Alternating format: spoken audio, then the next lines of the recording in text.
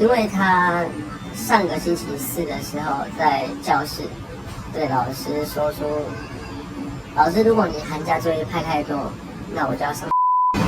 对我来说，这样子的言论是不管在哪里，它都是一个不当的言论。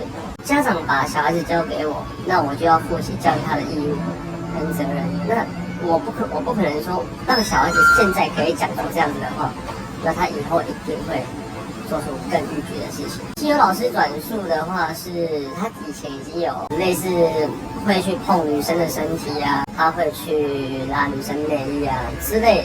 就以性平的事情来说是这样子，那为什么老师会突然跟我讲？原因是因为他在他的字数表上伪造我的签名，然后往上递交。字数表是学校要求还是老师要求？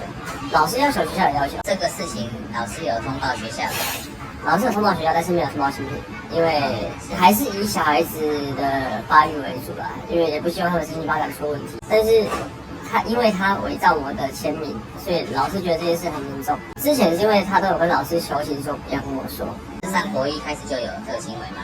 对，其实小学就有啦，但因为那时候有喝阻他，所以他的那个行为有收敛下来。那到了国中之后，可能是我上班比较忙，我也没有办法很常去学。这一次体罚是因为老师写的时候不跟我讲，那我问他，然后他跟我讲完说他要上去老师的时候，我当下没有做处分，但是我隔天到游泳池，我们教练有问他，你觉得这件事情，你觉得应该怎么处罚？是他自己讲说他要蛙跳10圈，那打50下，但实际上打是有打到啦，但跳10圈是没有跳到，因为跳时间太长。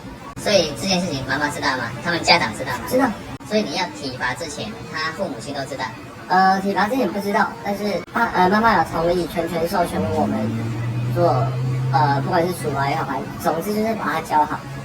他口述是说他跟同学在聊天，同学说要帮他打。电话中讲什么？你大概知道吗？不知道。对，因为他说他也没看到同学打，所以他不知道这件事情。他有被爸爸家暴。他爸爸就家暴我跟我婆婆啦。他从小就看到他爸爸喝的酒就是骂上字经、打人这些，就这些行为，这些他就有学到他大概会对同学做什么事情？就是比如说做一些危险的动作，像那美工刀之类的，或者说都是在骂上字经，然后老师同学看到他都很害怕。经常在那个学校那边，就是靠近走廊那边啊，就做一些危险的，好像要去跳楼一样这样子的。那当时学校没有通报吗？